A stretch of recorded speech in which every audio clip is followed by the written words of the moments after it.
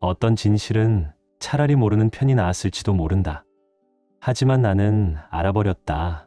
내가 전부를 걸고 믿었고 진심으로 사랑했던 사람의 숨겨진 얼굴을, 그 사실을 마주한 순간 모든 것이 무너졌다. 나는 더 이상 예전의 내가 아니었다. 이 이야기는 사랑이라는 이름으로 서서히 무너져간 한 남자의 기록이다. 은주의 외도를 알게 된 날, 나는 짐을 챙겨 그대로 산으로 향했다. 왜 지금 이 글을 쓰고 있는지 솔직히 나도 잘 모르겠다. 다만 이제는 모든 일이 끝났고 내 마음도 어느 정도는 정리되었기에 이 이야기가 누군가에게 작은 위로나 도움이 될 수도 있겠다는 생각이 들었다. 2018년 2월, 하루는 우편물을 정리하던 중 우연히 뜻밖의 사실과 마주했다. 결혼한 지 3년 반이 지나고 30살이 된 내 아내 은주가 다른 남자와 관계를 이어가고 있었다는 사실이었다. 나는 당시 계약직으로 일하며 가끔 출장을 다녔지만 대부분은 집에서 원격으로 근무할 수 있는 환경이었다. 반면 은주는 이름만 들어도 알 수 있는 유명 IT 기업에서 기술 영업 부장으로 근무하며 높은 연봉을 받고 있었고 업무도 점점 바빠지고 있었다. 겉보기엔 우리의 결혼 생활은 그럭저럭 괜찮아 보였다. 물론 시간이 흐르며 내 잦은 출장과 그녀의 바쁜 스케줄 탓에 서로 간의 틈이 조금씩 벌어지긴 했지만 그래도 나는 우리가 서로를 아끼고 이해하는 부부라고 믿고 있었다. 조금 더 거슬러 올라가 보면 은주와의 첫 만남은 5년 전이었다. 지혜라는 친구의 소개로 참석한 한 커피 모임 자리. 처음엔 단순한 인사로 시작했지만 대화는 금세 깊어졌고 말이 잘 통하는 데다 설명하기 힘든 묘한 끌림이 있었다. 솔직히 말하면 나는 내가 그런 사람과 연애를 할 수 있다는 사실조차 믿기 어려웠다. 예쁘고 똑똑하며 뭔가 완벽해 보이는 그녀가 어떻게 내 거칠고 무던한 면에서 매력을 느낄 수 있었는지 말이다. 몇 주 후 우리는 본격적으로 연애를 시작했다. 서로를 향한 마음이 깊었기에 거의 매일같이 만났고 눈빛만 마주쳐도 가슴이 뛰고 손끝만 스쳐도 자연스럽게 서로를 끌어안았다. 그렇게 8개월쯤을 열렬히 사랑하며 보내던 끝에 우리는 결혼을 결심했다. 신혼집은 비교적 넓은 아파트로 정했고 내 집 마련을 위해 하나씩 저축을 시작했다. 우리는 미래를 설계하며 소소하지만 단단한 가정을 함께 만들어가고 있었다. 하지만 결혼 3년쯤이 지나자 무언가 조금씩 달라지기 시작했다. 나는 여전히 은주를 사랑했지만 그녀는 자꾸만 사소한 일에 날카로워졌고 작은 말에도 쉽게 화를 냈다. 그녀의 잦은 회식이나 늦은 귀가가 걱정돼 조심스럽게 말을 꺼내면 오히려 반대로 화를 내며 목소리를 높였다. 나도 회사에서 자리 잡아야 하잖아. 상사 눈치 보느라 어쩔 수 없이 참석하는 거야. 그녀는 그렇게 말하며 내 염려를 불편하게 여겼다. 그러면서 내게 이렇게 따지듯 말했다. 오빠도 몇 주씩 출장 다니잖아. 난 그걸 문제 삼은 적 없는데 왜 나한테만 그래? 나는 억울한 마음을 누르며 조용히 답했다. 앞으로 출장 줄일게. 실제로도 지금은 5주에 한 번, 4일 정도만 나가고 있어. 하지만 그 대화는 반복될 뿐 서로의 입장 차이를 좁히지 못했고 결국 우리 사이엔 말하지 못한 감정들이 하나둘 쌓여가기 시작했다. 지금 생각해보면 그때 나는 아무것도 몰랐다. 은주가 바람을 피우고 있을 거란 의심조차 하지 못한 채 단지 그녀가 피곤해서 그런 거라고, 일이 많아서 예민한 거라고 그렇게 합리화했다.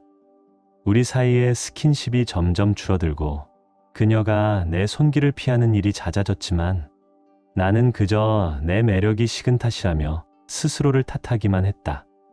나중에서야 알게 된 사실이지만 그녀는 회사 휴대폰으로 누군가와 몰래 문자를 주고받았고 집 안에 여분 방 하나를 작업실 겸 홈오피스로 바꾸더니 그 안에서 보내는 시간이 점점 많아지고 있었다. 2017년 가을쯤부터는 퇴근 후 집에 들렀다가 다시 회식이라며 나가는 일이 부쩍 늘었다. 처음엔 일주일에 하루 정도였지만 어느새 3일 이상 집을 비우는 게 당연해졌다. 나는 원래 질투가 많은 성격은 아니었다. 하지만 은주처럼 눈에 띄는 여자가 그 회사에서 주목받지 않을 리 없다는 걸 나도 알고 있었다. 특히 남자 임원들과 함께 일하는 시간이 늘어나면서 그녀의 관심은 점점 집보다 회사로 향하는 듯 했다. 처음으로 본격적인 의심이 든 건 훗날 내가 진실의 날이라 부르게 된 그 충격적인 날 한 달 전이었다. 그날도 평소처럼 은주가 마트를 다녀온 뒤 내게 차에서 장본 물건을 꺼내달라고 했다. 나는 뒷좌석에서 장바구니를 꺼내던 중 조수석 아래에서 반짝이는 분홍색 무언가를 발견했다. 그건 다름 아닌 은주의 브래지어였다. 그녀가 자주 착용하던 특정 브랜드 제품이라는 걸 나는 단번에 알아봤다. 지금 와서 생각해보면 그건 단순한 속옷이 아니었다. 그건 명백한 신호였고 내 안의 불안을 일깨운 경고음이었다. 나는 안다.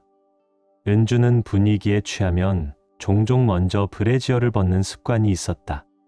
그래서 더욱 이상했다. 그게 왜 거기 있었는지 아무리 머리를 굴려도 설명이 되지 않았다.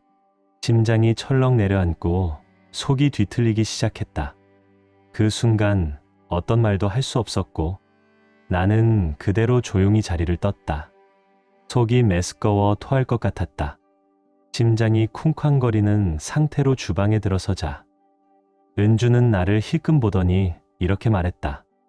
오빠, 괜찮아? 귀신이라도 본 얼굴이야. 나는 애써 웃으며 아무렇지 않은 척했다.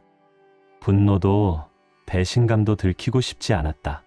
그저 모르는 척 아무 일 없다는 듯 웃어넘겼다. 그날 밤과 며칠 동안 나는 애써 감정을 억누르며 일상을 버텼지만 마음속 의심은 점점 더 짙어져 갔다.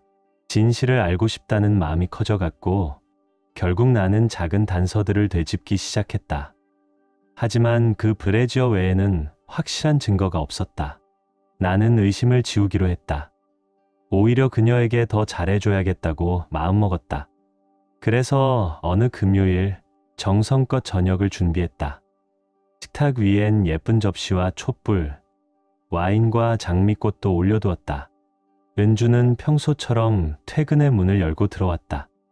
나는 웃으며 준비한 저녁을 함께 하자고 했지만 그녀는 애써 미소를 지으며 말했다. 오늘 약속이 있어서 나가야 해.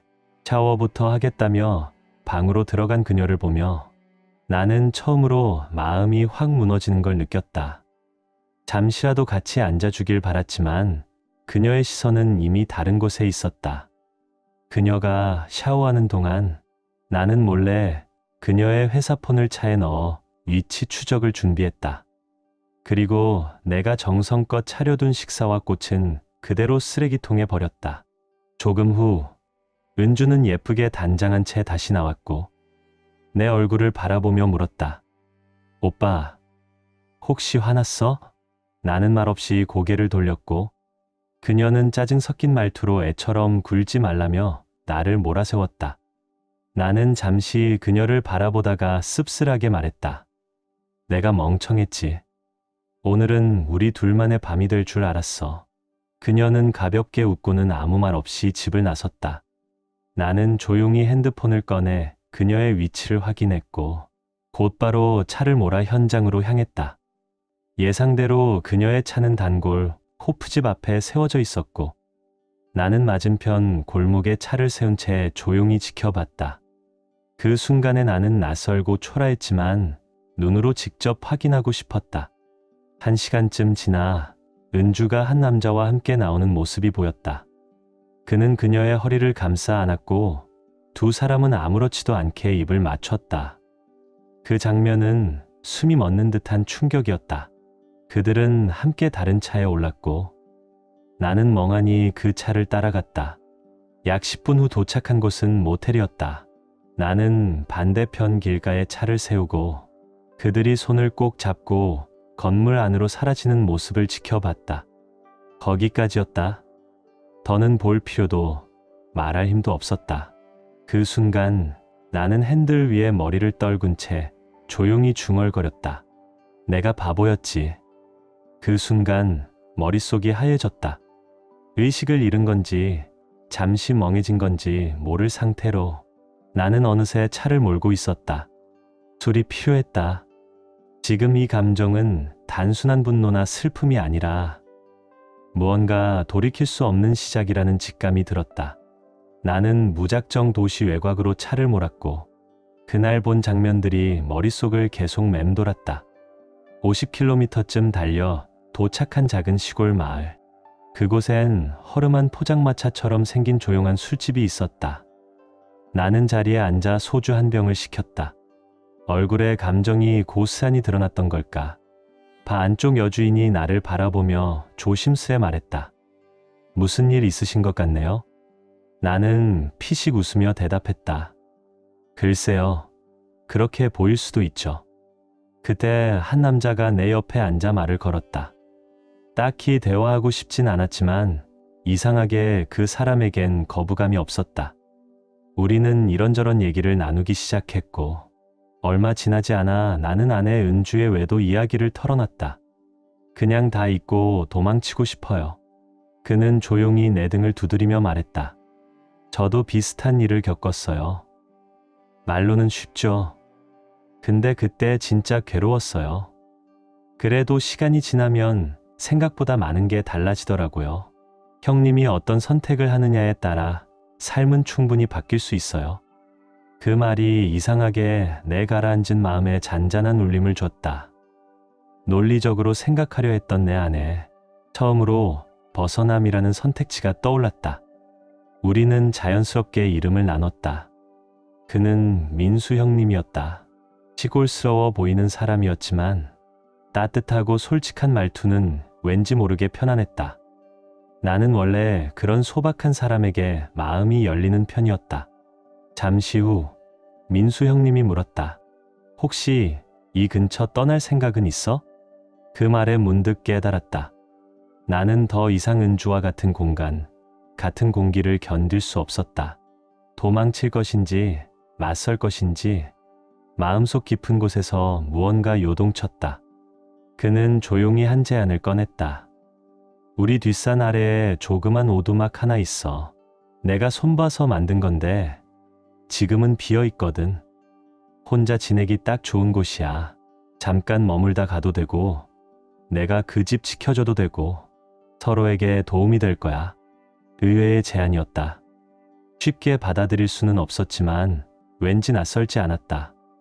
내가 망설이고 있을 때 술집 여주인이 웃으며 거들었다. 세상에, 내가 예전에 그 미친 전 남편한테서 도망칠 수만 있었어도 당장 그 오두막에 들어갔을 거야. 진짜 마음 정리하려면 그런 데가 최고지. 어딘가 현실 같지 않은 순간. 하지만 이상하게도 그 오두막이 지금의 나에게 꼭 필요해 보였다.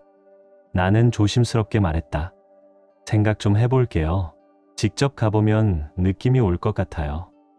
우리는 그렇게 소주잔을 주고받으며 밤을 보냈고 며칠 뒤 나는 민수 형님의 집을 찾아가기로 약속했다.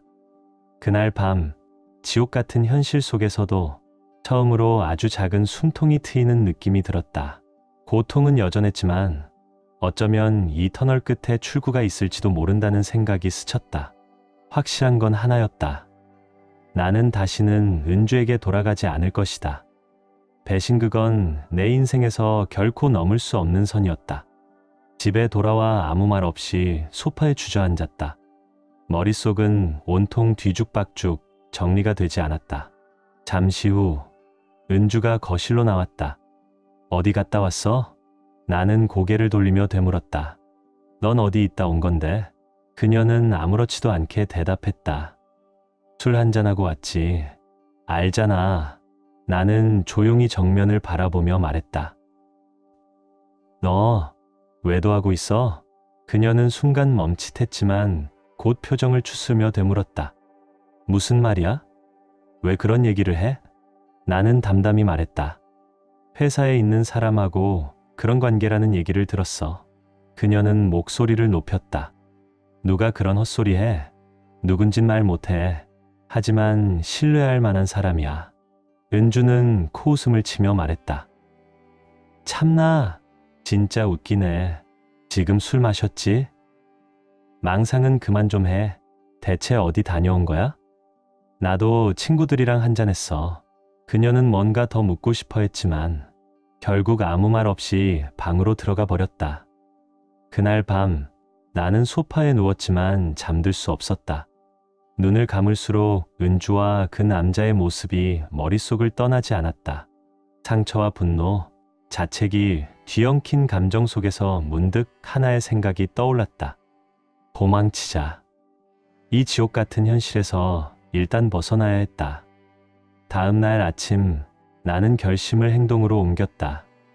주말 내내 은주와는 말 한마디 나누지 않았고 며칠 후 민수 형님을 찾아갔다. 산자락 전원주택과 그 뒤편의 오두막은 상상보다 훨씬 아늑했고 혼자 지내기에 딱 맞는 공간이었다. 나는 조심스럽게 가격을 제안했고 형님은 선뜻 허락해 주었다. 며칠간 은주와 마지막 대화를 시도했지만 그녀는 끝내 부정과 변명만 반복했다. 나는 말했다. 한 번만 더 걸리면 정말 끝이야. 하지만 그녀는 이미 선을 넘었고 나는 증거도 없이 이 모든 걸 견뎌야 했다. 그게 더 아팠다. 결국 나는 결심했다. 이 결혼 생활에서 벗어나야겠다고. 이제 은주에게 내 감정을 이야기할 생각도 없었다. 나는 조용히 준비를 시작했다. 그녀가 회사에 간 사이 짐을 조금씩 챙겨 트레일러로 옮겼다. 그 작은 행동 하나하나가 나에겐 행동하는 느낌을 줬고 그것만으로도 숨이 트였다. 그 무렵 은주의 태도에도 변화가 느껴졌다. 말투도 부드러워지고 예전처럼 친절하게 굴기 시작했다. 하지만 내 마음속에선 이미 모든 게 늦어 있었다. 그녀가 여전히 회사 사람들과의 회식을 반복하는 동안 나도 이제 나만의 시간이 필요하다고 생각했다. 그날도 그녀가 저녁에 나갈 준비를 하고 있었다. 나도 옷을 갈아입었다. 그녀가 나를 바라보며 물었다. 오빠, 어디가? 나는 대수롭지 않게 대답했다. 친구들 만나러. 그녀는 누군지 물으려다 말았고 나는 덧붙였다. 은주는 모르는 사람들이고 다 일 얘기밖에 안 해. 들어봐도 재미없을걸?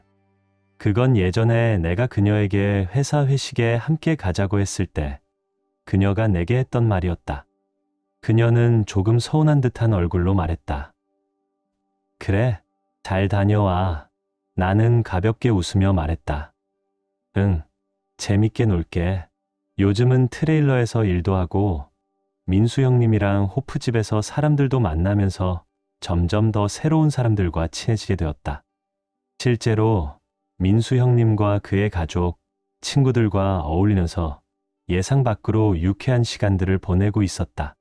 그들과 함께하는 술자리도 많았지만 나는 감정적으로 휘둘리지 않기 위해 술을 절제하기로 마음먹었다. 그 무렵 은주는 나에게 다가올 회사 워크숍 출장이 있다고 말했다. 다음 주에 누가 같이 가냐고 물었더니 임원진과 팀장들 몇 명이 간다고 했다. 나는 그녀를 뚫어지게 바라보며 이렇게 말했다. 그래, 남자친구랑 좋은 시간 보내길 바래. 그 말은 내 입에서 나오는 순간부터 후회됐다. 우리는 격하게 말다툼을 벌였다. 가끔은 은주가 바람을 피운 상대가 누군지 더 알고 싶다는 생각도 들었다. 하지만 민수 형님의 말이 맞았다. 그 인간이 누군지는 상관없어. 중요한 건 내 아내가 먼저 너를 버렸다는 거지. 그녀가 이 결혼을 무너뜨린 거야. 그걸 인정하든 부정하든 진실은 진실뿐이야. 와, 민수 형님은 이런 말을 책으로 써야 할지도 모르겠다. 배신당한 사람들한테 꼭 필요한 말이다. 어쨌든 은주의 출장은 나에게 또 하나의 기회를 주었다. 이번엔 남은 짐까지 모두 정리해서 나올 수 있는 기회였다. 그녀가 출발하자마자 나는 남은 중요한 짐들을 차에 실었다. 옷과 업무에 필요한 장비 같은 꼭 필요한 것들만 챙겼고 가구나 추억이 담긴 물건들은 그냥 남겨두었다. 원래는 길게 편지를 쓸까 했지만 결국 단 한 줄로 대신했다. 이게 그럴 만한 가치가 있었길 바란다. 결혼 반지를 그 메모 위에 올려두고 식탁 위에 그대로 놓고 나왔다. 마음속 깊은 곳에 있던 무거운 짐이 벗겨지는 듯 했다. 정말 자유로웠다. 더 이상 숨기지 않아도 된다. 상처도 있고 앞으로 회복해야 할 감정도 있겠지만 지금 내겐 시간이 있다. 공간도 있다. 그리고 무엇보다 조용히 빠르게 은주를 내 삶에서 지우고 싶었다. 솔직히 말하면 그녀에게 진심으로 따지고 고함치며 싸우지 못한 내가 자랑스럽진 않다. 그녀의 입에서 직접 고백을 받아낸 것도 아니었다. 하지만 나는 스스로 결론을 내렸다. 그녀는 나와 함께할 자격이 없었다. 우리가 쌓아온 모든 걸 그녀는 무시했고 짓밟았다. 우리의 미래 계획도 다 사라졌다. 집을 사려고 모았던 돈, 아이를 생각하며 설계했던 모든 꿈, 이젠 다 무의미해졌다. 되돌아갈 이유가 될 사람도 없다. 나는 그녀에게 아무것도 빚진 게 없다. 후폭풍은 그녀 몫이다. 나는 뭔가 계획적으로 행동한 게 아니었다. 변호사를 찾지도 않았고 그냥 조금 더 명확해지고 싶었을 뿐이다. 새로운 트레일러에서의 삶은 정말 만족스러웠다. 산속 맑은 공기, 고요한 바람, 그 모든 게 나에게 꼭 필요했던 치유였다. 그리고 나는 다시 달리기를 시작했다.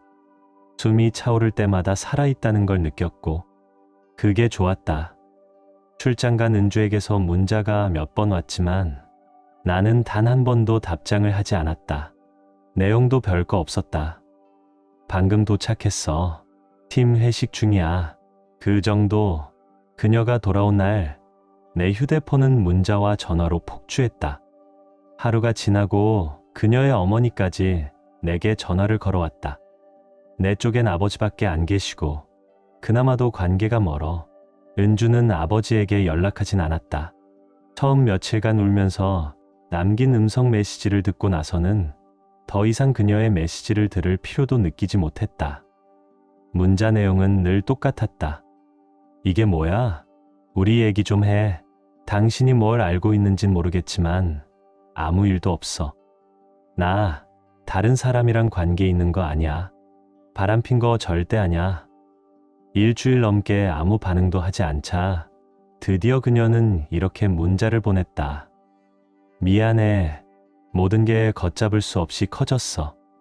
회사 사람 중 한 명과 잠깐 관계가 있었어.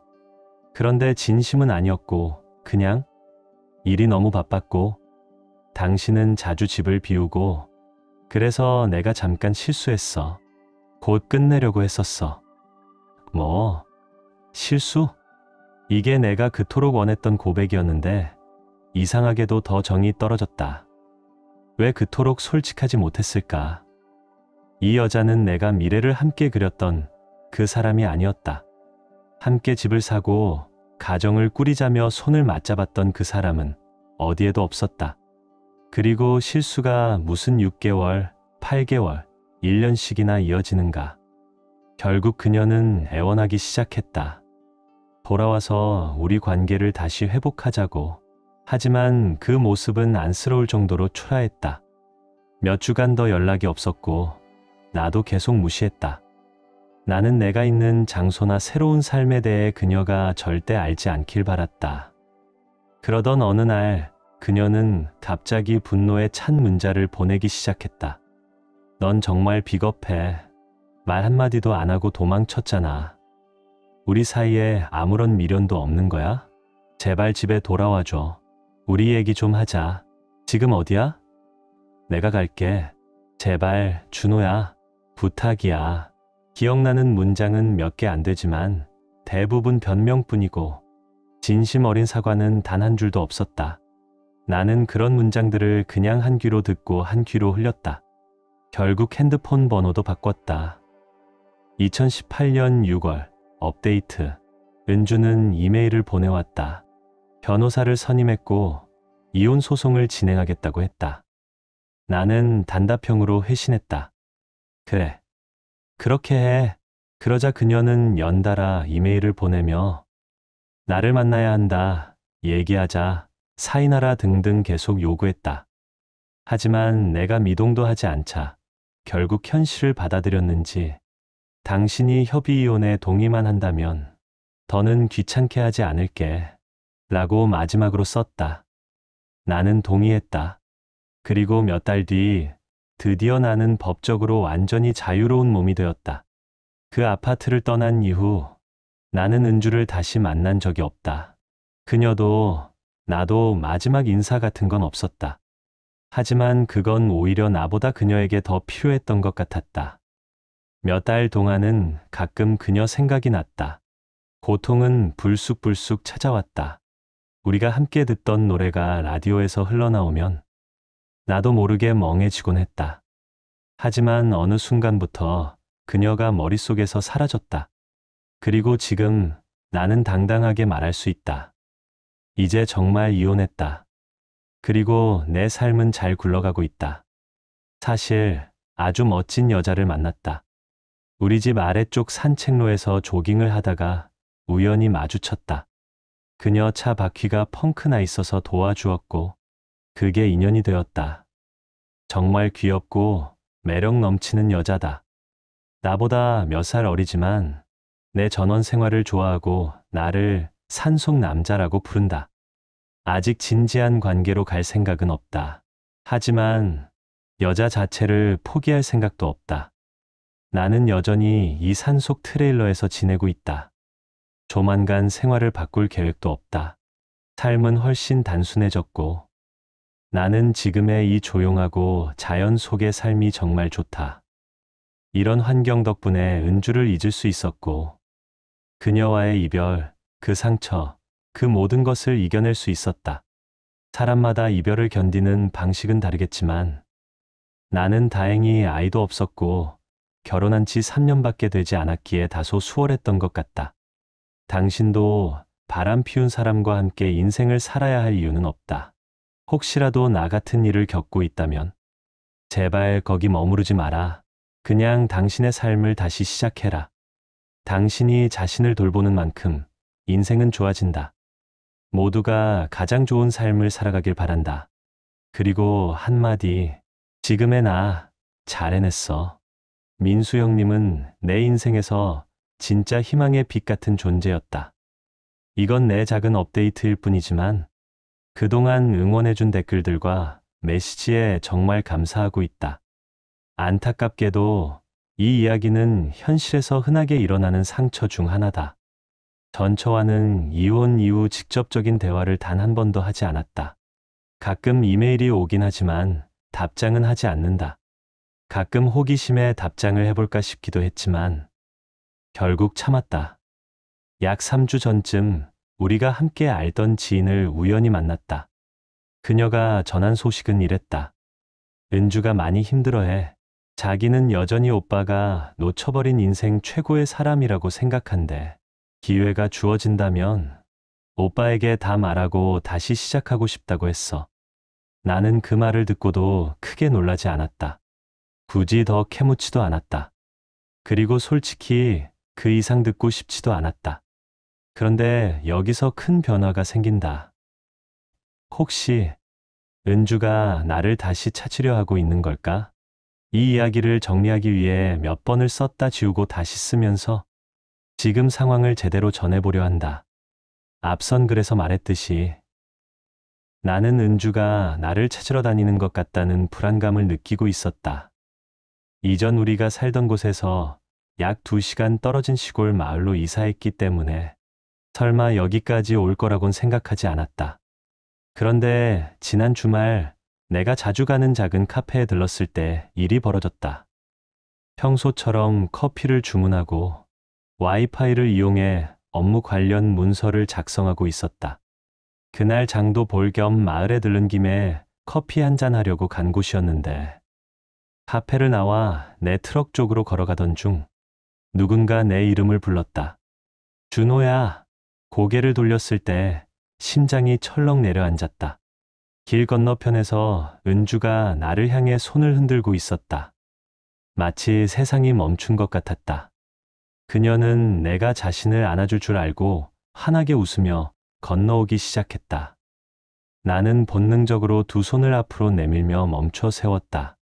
그녀는 발걸음을 멈췄고 그 표정은 금세 상처받은 얼굴로 변했다. 준호야, 정말 널 찾고 있었어. 내가 이 근처로 이사했다는 얘기를 듣고 그냥 널 한번 보고 싶었어. 우리 얘기 좀 하면 안 될까? 그 순간 나는 진짜 가슴이 죄어오고 숨이 막혔다. 사냥감이 된 동물처럼 도망치고 싶었다. 하지만 나는 결국 이렇게 말했다. 그래, 테이블 자리 하나 찾아보자. 잠깐 얘기하자. 은주는 내게 말했다. 혹시 너네 집에 가서 얘기할 수 있을까? 나는 단호하게 말했다. 안 돼. 그녀는 한숨을 쉬더니 말없이 내 뒤를 따라 블록 끝 작은 가게 앞 벤치까지 걸어왔다. 앉자마자 그녀는 말했다. 너 많이 변했다. 수염도 멋지고 몸도 좋아졌고 정말 잘 지내는 것 같더라. 칭찬 섞인 말들 속에서 나는 그녀의 의도를 느낄 수 있었다. 그녀는 예전 내가 좋아하던 그 모습 그대로였다. 흰색 반바지에 민소매 티셔츠, 머리는 단정한 포니테일. 내 경계심은 최고조였다. 그녀는 분명 자신의 외모와 섹시함을 무기로 다시 나에게 다가오고 있었다. 나는 나 자신을 꼭 붙잡았다.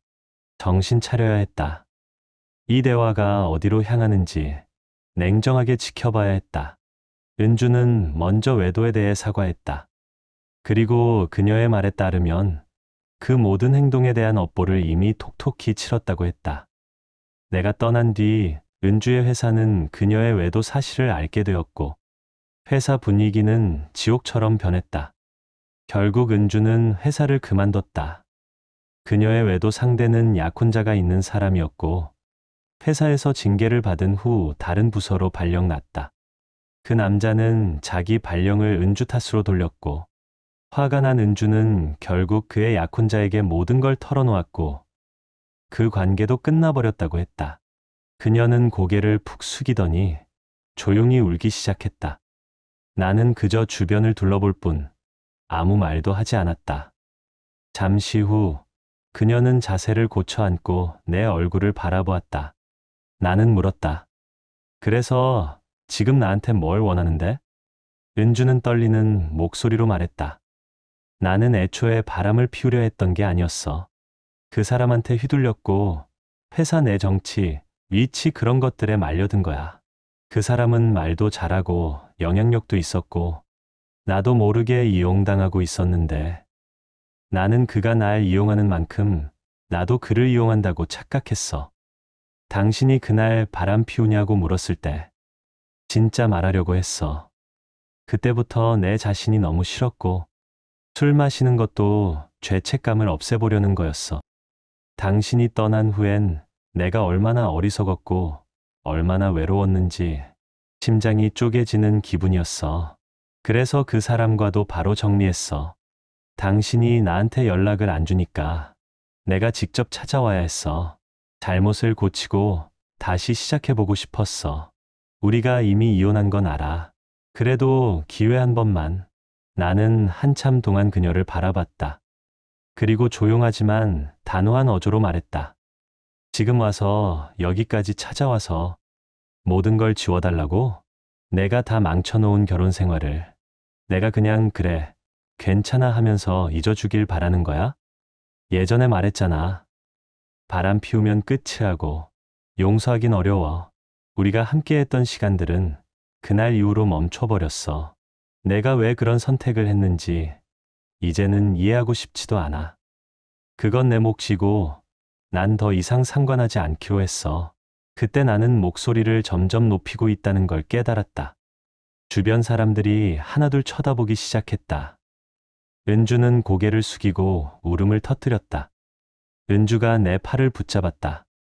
나는 그녀가 잠깐 내 어깨에 기대어 울도록 두었다가 조용히 그녀를 밀어냈다. 그녀는 눈물에 젖은 얼굴로 나를 올려다보며 말했다.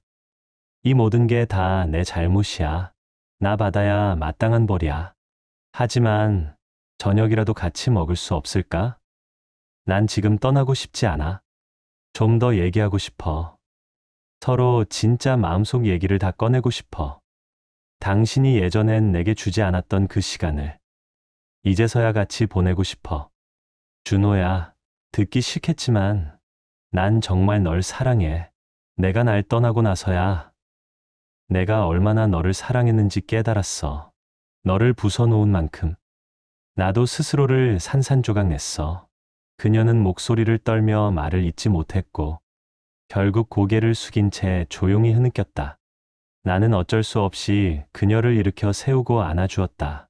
지금 그 방법 말고는 그녀를 진정시킬 수 있는 길이 없다고 느꼈다. 그 순간 나는 비로소 깨달았다. 내가 받은 상처만큼 그녀도 정말 깊은 상처를 안고 있었다는 걸. 우리는 천천히 함께 걸으며 근처의 조용한 산책길을 찾아 걸었다. 분위기가 조금씩 가라앉았다. 나는 물었다. 근데 넌 어떻게 날 찾았어? 사설 탐정이라도 쓴 거야? 은주는 피식 웃으며 말했다. 아니야, 고민은 했었어. 근데 며칠 전 지혜를 우연히 마주쳤어. 그래서 슬쩍 어떻게 지내냐고 물었는데 그 애가 너를 봤다고 말하더라. 처음엔 말 안 하려고 했대. 너한테 말하지 말라고 당부받았다고. 근데 내가 너무 집요하게 물어서 결국 말하게 됐대.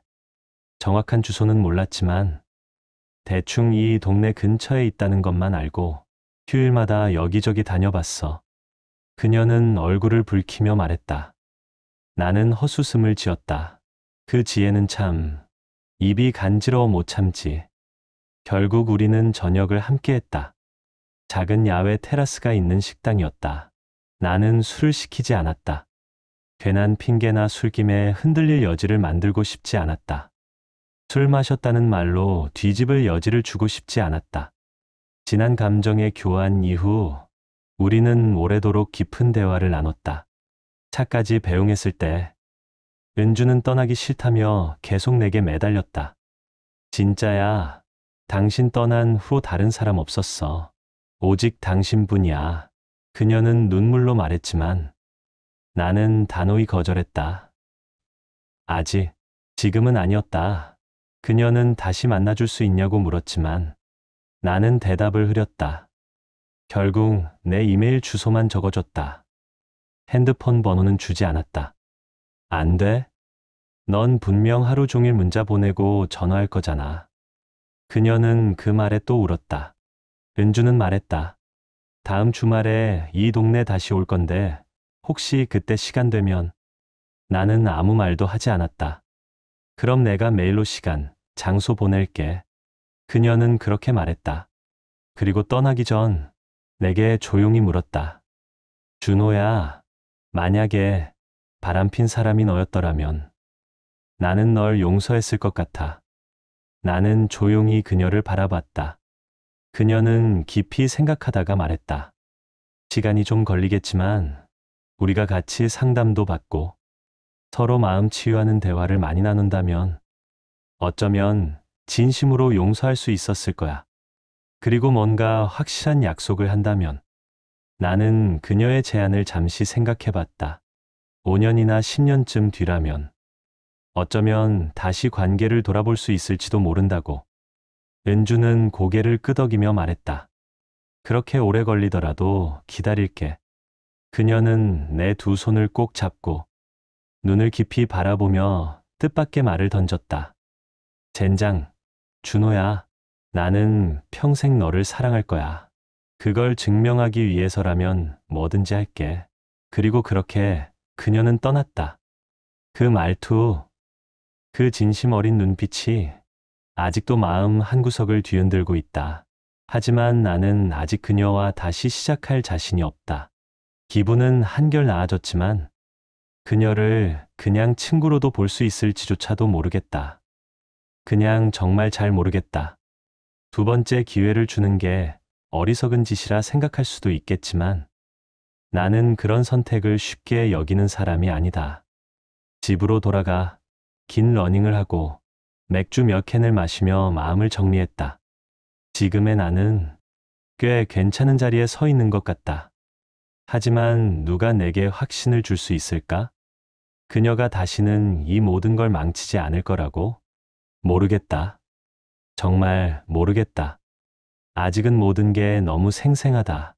그래도 다행인 건 나는 지금 이 시간과 거리를 가지고 충분히 정리하고 바라볼 수 있는 여유가 있다는 것. 그리고 이제 두 번째, 그리고 아마 마지막 업데이트. 처음에 이 이야기를 레딧에 올렸을 때 운영자들이 자꾸 글을 삭제해서 여러 번 다시 썼다. 요약하자면 1년 넘게 내가 그녀와 연락을 끊은 끝에 그녀는 나를 찾아와 다시 시작하길 바랐다. 나를 잘 안다고 자처했던 사람들 중엔 결국 너도 똑같이 넘어가겠지.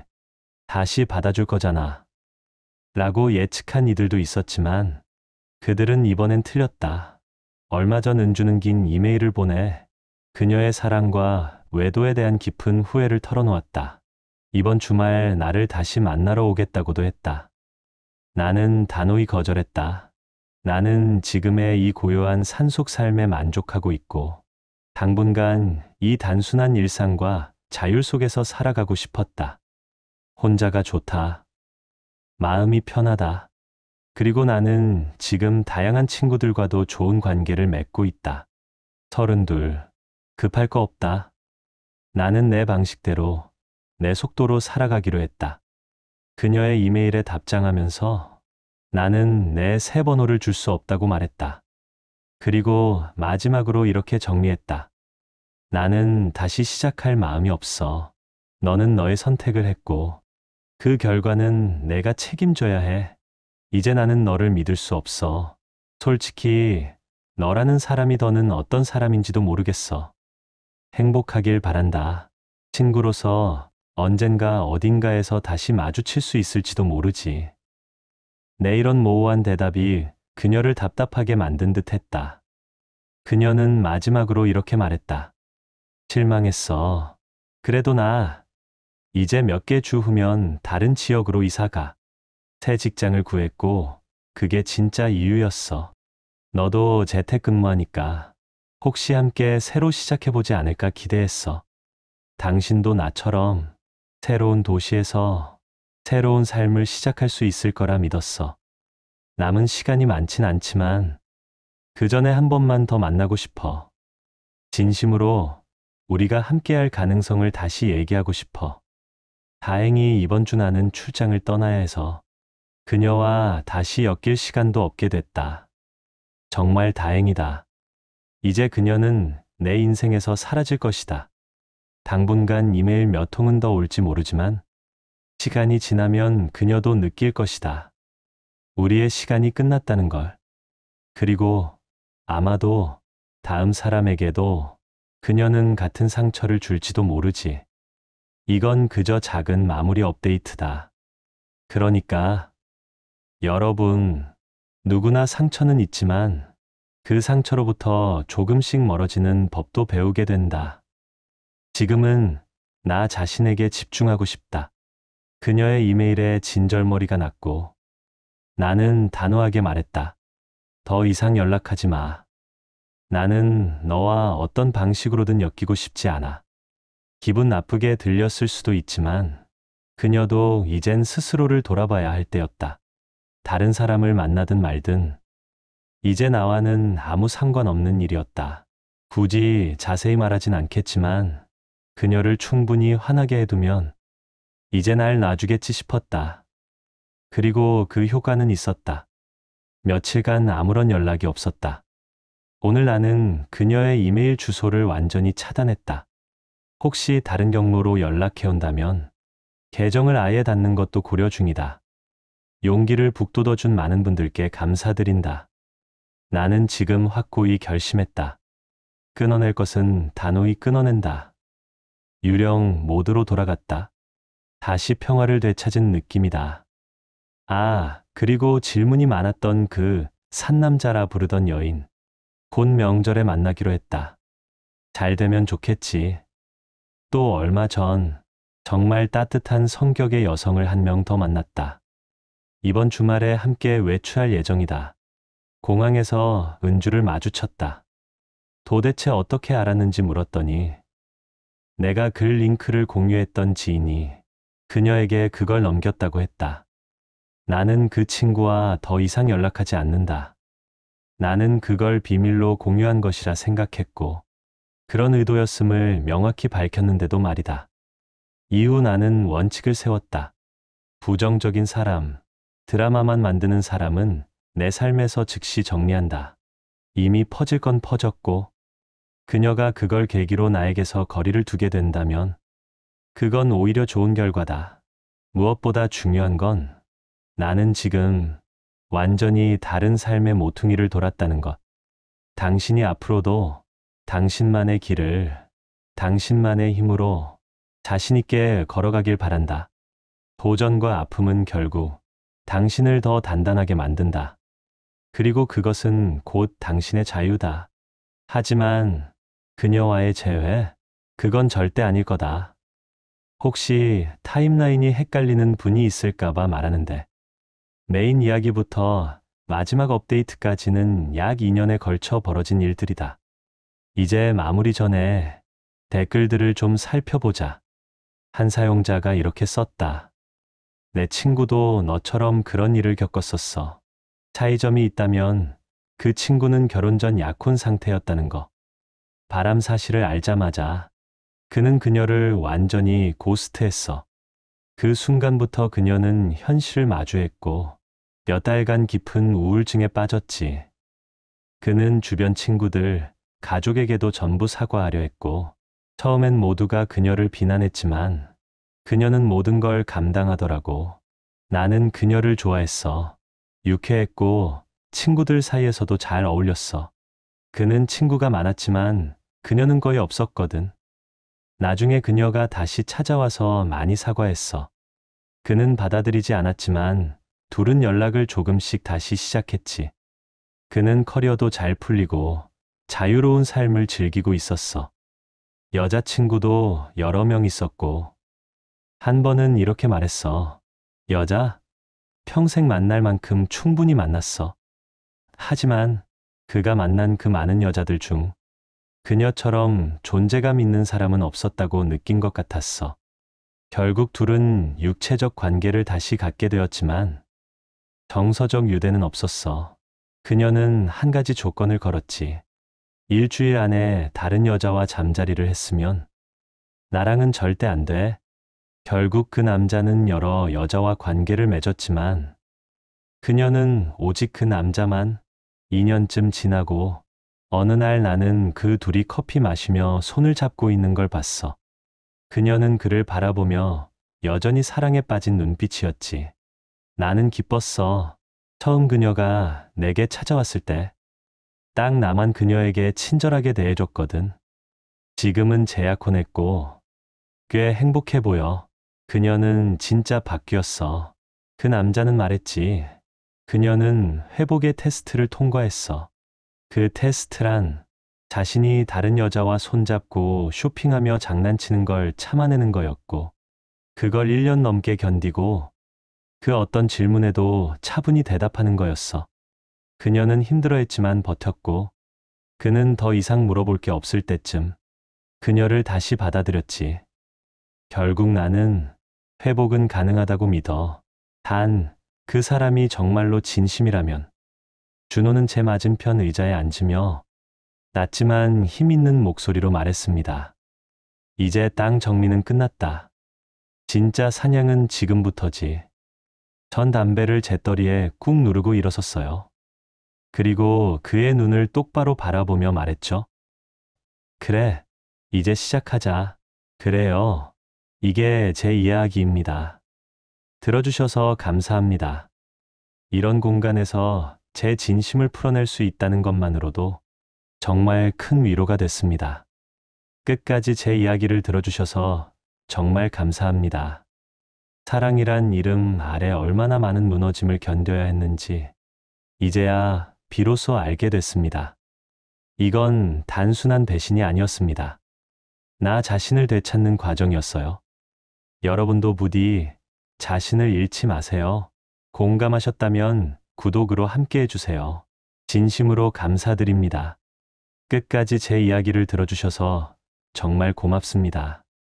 이건 그냥 누군가의 이혼 이야기가 아니라 한 인간이 다시 숨쉬게 되기까지의 기록이었어요. 그 사람은 떠났고 나는 살아남았습니다. 지금 이 순간 나처럼 무너졌던 누군가에게 작은 위로가 되었길 바랍니다. 공감하셨다면 구독과 좋아요 잊지 마세요. 진심으로 감사합니다.